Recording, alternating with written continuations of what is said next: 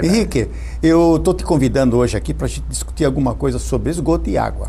Eu sei que você trabalhou na prefeitura, foi secretário de planejamento, foi? Não, eu fui secretário de obras do Vite Freita, né? Do Vite, né? E depois eu fui da MAI e depois da Companhia de Água. E também trabalhou na Hansa Tigre, né? Trabalhei 8 anos na Tubos Tigre. E lá você tratava da parte também do sanitário em geral? Não, eu não sou sanitarista, eu sou engenheiro civil. Isso eu sei que você é civil e todo mundo sabe que tu é civil, né? Mas o teu trabalho foi bastante assim intenso em cima da área do sanitário e das aprendi águas muito, e tudo mais. Gert. Você aprendeu bastante. Né? Aprendi. Me deram essa oportunidade de trabalhar nessa área de saneamento, né? O ex-prefeito Marco Tebaldi, ele me convidou, né? Porque nós estávamos numa época de transição. Então o prefeito Luiz Henrique, ele tinha já uma visão boa nesse sentido e ia acabar o contrato com a Casan de concessão, dali a 2 anos. Ele criou a agência reguladora para tratar desse assunto. E isso ficou engavetado, né? Ele virou governador, o vice-prefeito virou prefeito. Foi uma grande vitória para Joinville. Foi uma grande vitória para Joinville, não há a menor dúvida, Gert Fischer. Porque primeiro a gente faz a gestão do próprio dinheiro arrecadado. Isso, é. Tem que fazer bem, né? Fazer bem, Não pode pôr muito comissionado, né? Não pode.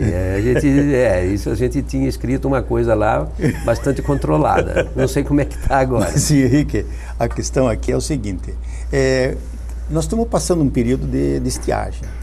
Então a água também não está mais tão abundante como era antigamente. Nós estamos com as nossas reservas e as nossas fontes se acabando para o lado norte. Qual é, assim, uma boa política de economicidade de água de uma CAGE, como nós temos em Joinville? É fazer com que haja um consumo menor por parte dos usuários da água, né? Agora tem um problema das tarifas mínimas, que aqui em Joinville é cobrado, mesmo que o indivíduo gaste 5 cúbicos por mês e a Águas de Joinville cobra 10, e sobre o 10 ela cobra mais o esgoto, como é que é esse cálculo? É simples ou é complexo esse cálculo? E como é que o nosso consumidor, que sempre reclama de que ele não adianta fazer economia porque eles estão cobrando sobre 10, tem gente que gasta 5, gasta 4, faz aquela economia e na realidade paga sobre o total. Isso é um desestímulo para o indivíduo que tem noção de economia, de ecologia, de sustentabilidade. O Gert, eu tenho uma palavra-chave que eu sempre coloco para a gente começar a conversar sobre estes assuntos, não só especificamente no caso da tarifa de água, como vamos dizer assim, os consumos, né? Certo. Enfim, então você tem razão, todo mundo imaginava que era uma fonte inesgotável a água, e não é, já está comprovado que não é, além de ser sazonal, não é? Às vezes você tem uma queda muito grande na produção da água, né? Na natureza produzir essa água, uma estiagem muito grande, e você precisa de um tempo para você se recompor. Então você tem que saber disto também. Então a palavra-chave que eu tenho chama-se educação, informação e educação. Isto é a base de tudo, porque mesmo que você pague uma tarifa um pouco mais cara, vamos dizer assim, de uma determinada forma, você tem que saber o que você está pagando e por que você está pagando aquilo. O que não pode é simplesmente goela abaixo, colocar, não, vai ter que ser assim. Então explica para o nosso telespectador, olha lá para ele, explica essa história do meu consumo, por exemplo. O meu consumo foi 5 metros cúbicos no mês de agosto. Sim. A medição primeira foi no dia 8 de 2012, deu 105 a leitura. Certo. E a medição no dia 7 de 9 de 2012 deu 110. Portanto, eu consumi 5 litros de água. Perfeito. 5.000 litros. Como você falou, o estudo da tarifa, ele é complexo. Isto não é, vamos dizer assim, em Joinville nós vamos fazer assim, como tem até candidato aí, já que nós estamos em época eleitoral. Isso, estão falando vou baixar a tarifa da água, vou baixar isso. Não é assim que faz, e se está falando isso, está falando uma bobagem muito grande, e pelo menos, no mínimo, se não estiver mentindo, é um desconhecimento de causa. E aí eu não sei o que é pior, ou a mentira ou o desconhecimento de causa para quem quer ser prefeito de uma cidade. Bom, de qualquer forma, a tarifa ela é complexa. As grandes empresas do mundo, não é nem só de Santa Catarina e do Brasil, Mas no mundo, eles se preocupam com isso. Se você for à França, tem sempre congressos, seminários para discutir a tarifa da água, assim. Você vai na América do Norte, você tem congressos, tem seminários, eles estão sempre em fase de discussão da tarifa de água. O porquê? Para que a coisa seja justamente para que você possa cobrar exatamente aquilo que deva ser cobrado. Tá? A tarifa, como eu disse para você, neste caso aqui, já existe uma falha. Qual é a falha? Vou explicar para você. Mesmo que você pague 10 e consuma 7, por exemplo, isso aqui é uma forma de uma tarifa. Você tem uma equação, está determinado que vai ser assim, que ele tem uma tarifa mínima, 10 metros cúbicos. É a tarifa mínima, certo? Como se fosse a bandeirada do táxi. Quando você entra no táxi, antes de sair, você já tem um valorzinho. Por quê? É a taxa administrativa que você tem. Independente de que se você consuma ou se desligue a água, a companhia está pagando. Ela tem os seus impostos para pagar também, tem os seus insumos, enfim, tem a folha de pagamento, tem tudo para pagar. O que está errado aqui, na minha opinião, é o seguinte: você pagar os 80% do esgoto em cima dos 10%. Exatamente. É. Você não pode pagar em cima dos 10, porque o 10 foi uma determinação de consumo de água para uma tarifa mínima. Isso. Quando veio o esgoto, que é 80% do consumidor.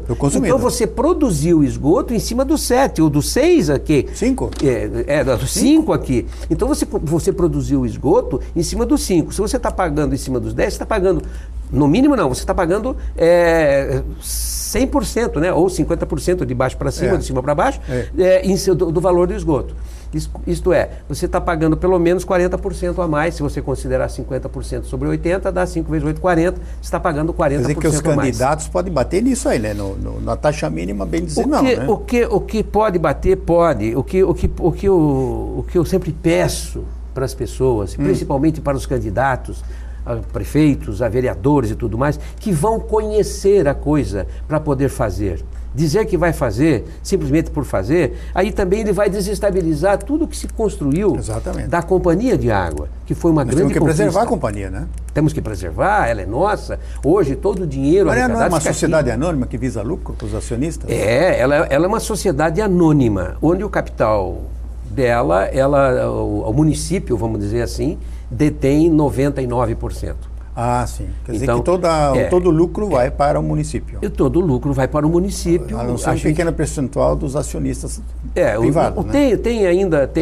Foi aberto, né? Então tem lá 6, 7, 8, não me lembro quantos, não sei quantos tem agora, acionistas da companhia, que perfazem esse 1%, 1 e pouquinho por cento. Né, que tá. Então eles até ganham um chequinho no final do ano. Henrique, eu acho que nossos telespectadores entenderam a situação. Então não adianta reclamar muito, tem que estudar mais. Né? Tem que estudar mais e tem que dizer para a comunidade, tem que educar com todo respeito à comunidade. Mas isso não deve desestimular o nosso consumidor de água para que ele continue esbanjando até chegar nos 10 cúbicos. De jeito maneira alguma. Não é pelo preço que você vai fazer isso. Tá certo. Então, Henrique, nós temos mais um outro tema, que é a implantação do sistema de coleta de esgoto sanitário. Você trabalhou lá no Jardim Paraíso, vi você trabalhando lá, batendo sol, batendo barro nos trator, fiscalizando. Você como engenheiro, eu fiquei assim orgulhoso de ter um engenheiro, um profissional da engenharia civil acompanhando a implantação do sistema de enterramento de tubos para o esgotamento sanitário. Aquele trabalho bonito, foi bem feito, foi bem fiscalizado e acabou não acontecendo a conexão com a estação de tratamento de efluentes. Tem aquela estação, será que vai dar continuidade? É possível do próximo prefeito tocar isso para frente? O que aconteceu ali? Eu acredito. Na implantação daquilo, não existia a companhia de águas. Aquele contrato foi feito com a prefeitura municipal e depois subrogado à companhia. Por que subrogado? O que significa isso? A prefeitura, ela contratou aquilo. Tá? Muito mal contratado, aquilo foi mal feito, né? Melhor dizendo, a empresa que ganhou aquilo, uma empresa picareta. Lá de Brasília? Né? Sei lá de onde que é. Eles, enfim, dá uma história para contar para você. Tá? Mas não vou chegar lá. Resume. Então essa empresa veio e mancomunada com outros e assim por diante. O que ela fez? Ela veio justamente para expropriar, para tirar dinheiro da prefeitura e fazer mal feito. Então, aí quando foi subrogada a companhia, eu, como estava na companhia, passei a fiscalizá-los. E eles não queriam aceitar essa minha fiscalização, porque você sabe como é que a gente age. Então, eles pararam a obra, né? Lá, principalmente a estação de tratamento, estava no final, por mais 6 meses a gente acabaria. Sim. Eles simplesmente pararam a obra, queriam um reajuste enorme. As máquinas foram compradas? Não, na minha época não. Eu não sei hoje, depois de 4 anos, como é que está. Mas é possível continuar aquela... Não, eu acredito até que está faltando muito pouco. Eu só lamento que demorou 4 anos ainda e não fizeram nada. Quer dizer, não fizeram nada não, melhor dizendo. Fizeram muito pouco, porque já devia estar funcionando. Então, para tranquilizar os moradores do Jardim Paraíso, é a possibilidade de concluir o projeto no próximo governo? Eu já devia ter concluído, não tenha dúvida. Agora, como existe um empecilho dessa empresa, bota para fora, entra na justiça e bota outra no lugar. Parece-me, eu não posso dizer agora, mas parece-me que houve um certo entendimento e eles estavam chegando a um bom termo. Mas continuando no sistema de implantação de esgotamento sanitário, que agora a prefeitura está bastante profícua nisso aí, está bem fazendo a lição de casa. Eu queria perguntar, em nome dos telespectadores, como é que é a qualidade desse serviço?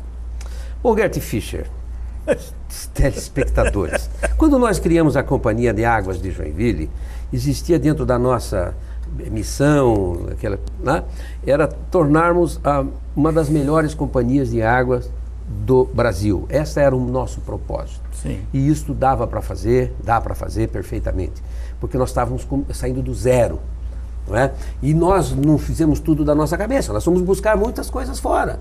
Nós fomos buscar no Brasil e no exterior as coisas melhores. E como a gente tinha, vamos dizer assim, todo aquele potencial de que tudo era nosso, e era um monopólio, e é um monopólio, sim, pela concessão, então tudo aquele dinheiro que ia para fora ficava aqui. Então eu podia investir, como foi feito, né? E acredito que ainda esteja sendo feito. A gente criou uns cadernos de encargos, porque eu queria tudo que fosse feito, manual tinha que ser bem feito. Perfeitamente. Aí, o que eu tenho visto aí, é que esse manual eu acho que ou rasgaram ou jogaram na gaveta, e as empresas que a gente pretendia, melhor dizendo assim, não o nome da empresa, mas empresas com acervo técnico para se candidatar e fazer as obras, me parece que eles jogaram isso fora e as empresas, ou as empresas que estão aí, pela qualidade, e eu posso falar isso de cadeira, eu não estou aqui criticando por criticar, foi feito na rua da minha casa e eu acompanhei para e passo. Eu vi e fotografei a porcaria que foi feita, a Rua Aquidabã, vai lá. Tem um problema na Rua Aquidabã? O que todo dia, ali? Toda semana dá. Por quê? Porque a forma de construir aquilo, você tem que ter um berço de areia, tem que ser areia qualificada. E na Zona Norte, ali na Rua Max Culin, jogaram um seixo rolado com matacão em cima dos canos. Eu tenho fotografia disso tudo, Gert Fischer. Não sei se isso adianta, se não adianta, é que a gente tem essa paixão por engenharia e quer coisa bem feita. Então, eu vou dizer uma coisa aqui. Não é uma denúncia e nem uma visão. Nós vamos ter sérios problemas no futuro com o esgotamento sanitário, com a rede de esgoto sanitário de Joinville. Eu sei que o caso da Aquidabã, ele alertou a população, porque tudo que está sendo assentado hoje não está conectado. Isso só vai ser conectado mais lá na frente. Outra coisa é que, é que o que é grave, é grave. Nós, quando éramos da AMAI, nós somos da AMAI e fomos para a companhia. Né?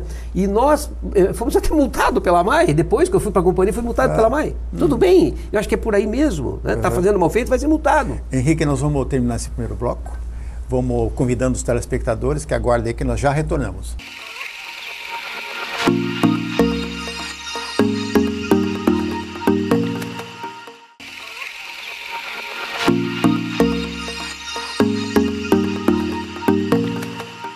Retornando com Ecologia em Ação, temos hoje o nosso convidado, engenheiro civil Henrique Schiste, que é um expert, que é um conhecedor das questões dos hidrossanitários, fossa, filtro e tratamento de águas, tratamento de esgotamento sanitário, e ele está então explicando para os nossos telespectadores as questões atuais de gestão desses resíduos sanitários na cidade de Joinville. Henrique, nós estávamos falando sobre a Aquidabã e a qualidade dos serviços.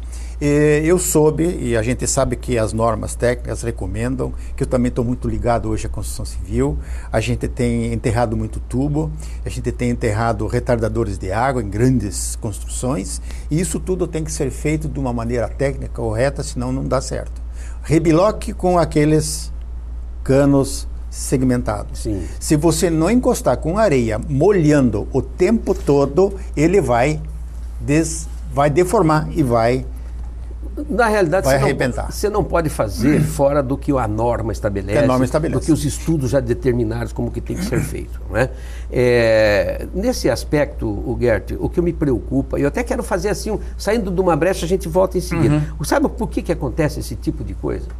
Isso porque está na minha cabeça. Eu tenho uma tese que diz o seguinte, quando o Brasil, quando nós separarmos governo de Estado, certo? Quando nós tivermos uma separação forte, onde o governo interfira menos no Estado, aí nós vamos conseguir manter uma qualidade no serviço do Estado. Quando o governo interfere no Estado, no seu trabalho, então acontece isso. Primeiro, muda o governo, muda todo mundo que está aqui no Estado, principalmente as suas cabeças. Não pode.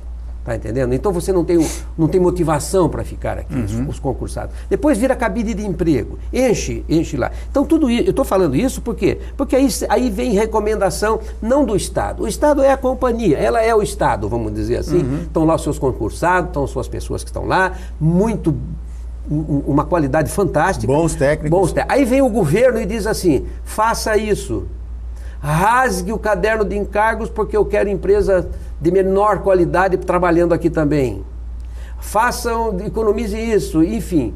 Então o governo interferindo no Estado. Aí o Estado enfraquece, entendeu? E o governo o governo canibalizando os projetos. Então é isso que acontece, não é em Joinville, tá? Em geral. Também, mais em Joinville, menos em Joinville, mais num governo, menos no outro governo. Nós moramos aqui, nós pagamos a conta e nós queremos qualidade.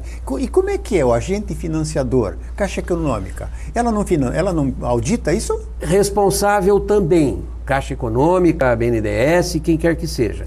Então, afinal de contas, quando se faz o contrato, você assina aquele contrato com 1 milhão de cláusulas, com todo mundo se comprometendo a fazer tudo, certo. Evidentemente.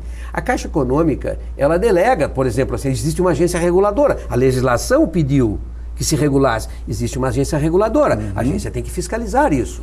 O Estado...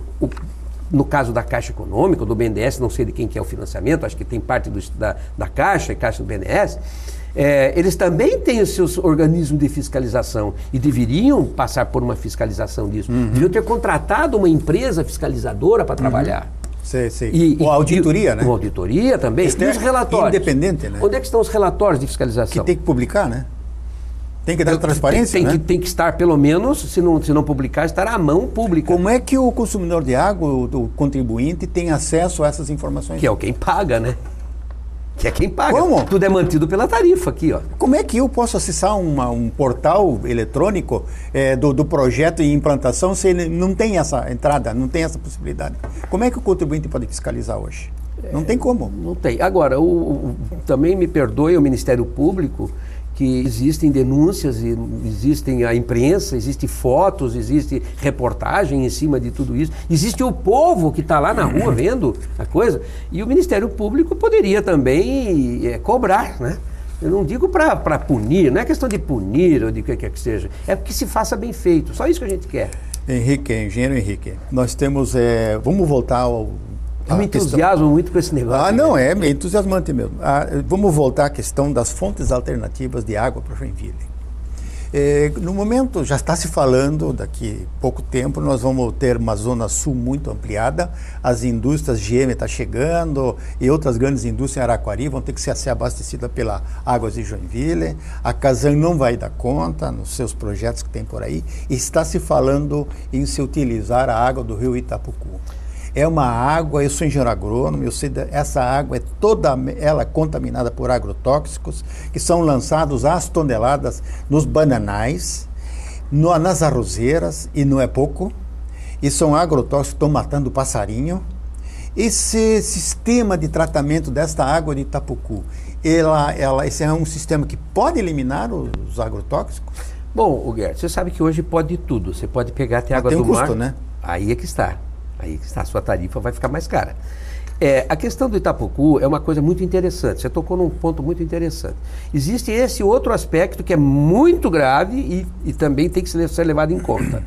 Agora, a bacia do Cubatão e do Piraí, ela é limitada, como tudo é limitado. Tudo. E para nós... E não para de crescer gente aqui. Nós temos que ter, primeiro, um trabalho de controle de perdas, porque esse é um outro fator que nós não falamos aqui. É fundamental o controle de perdas, se não o mais fundamental, até para baixar o custo da tarifa.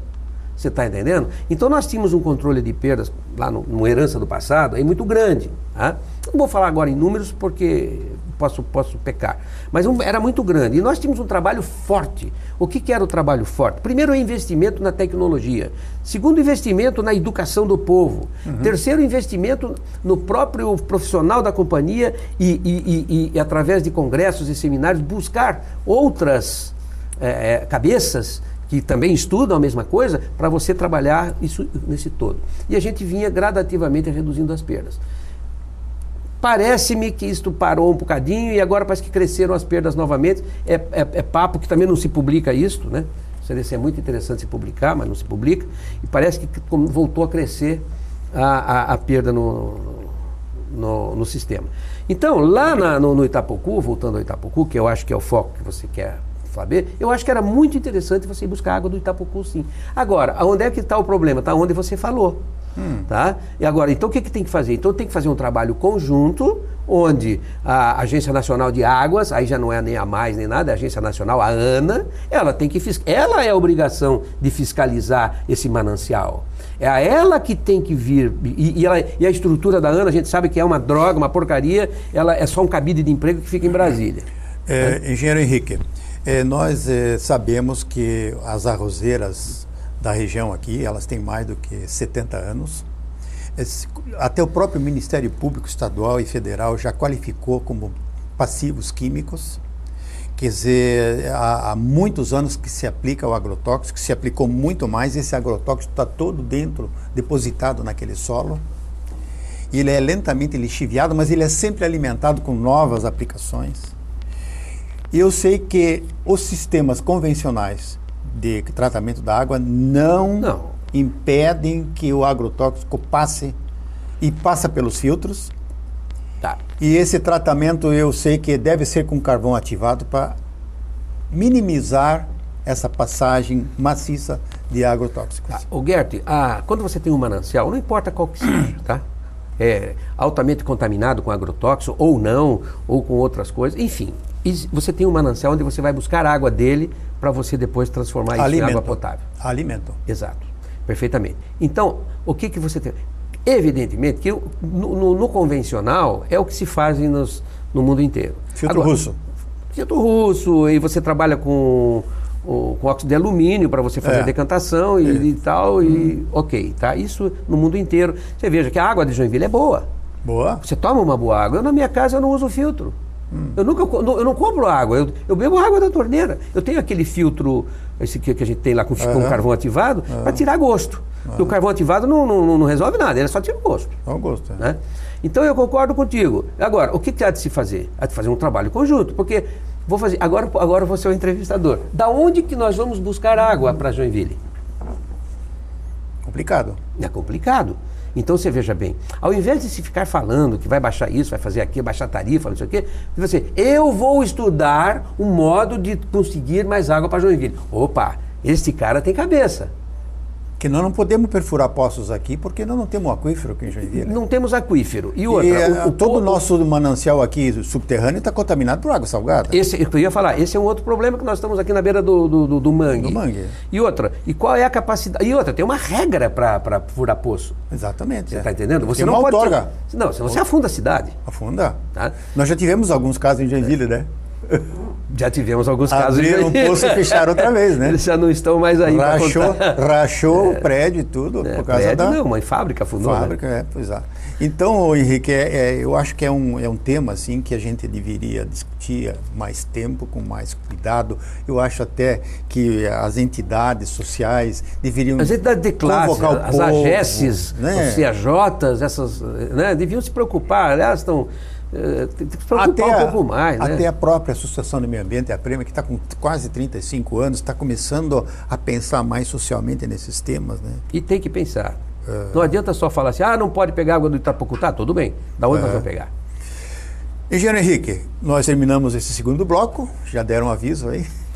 Vamos agradecendo a sua presença, eu sei que você é companheiro nosso aqui na emissora. Obrigado. E o teu programa, onde você participa, é muito assistido. Obrigado. Divertido, por sinal. E então, o nosso programa... Sexta-feira, vou fazer o meu comercial. Isso. Sexta-feira, às 21h15. Isso, está certo, né? Então, nós vamos agradecendo também aos telespectadores por terem nos acompanhado e convido vocês todos ao nosso próximo programa com Ecologia em Ação.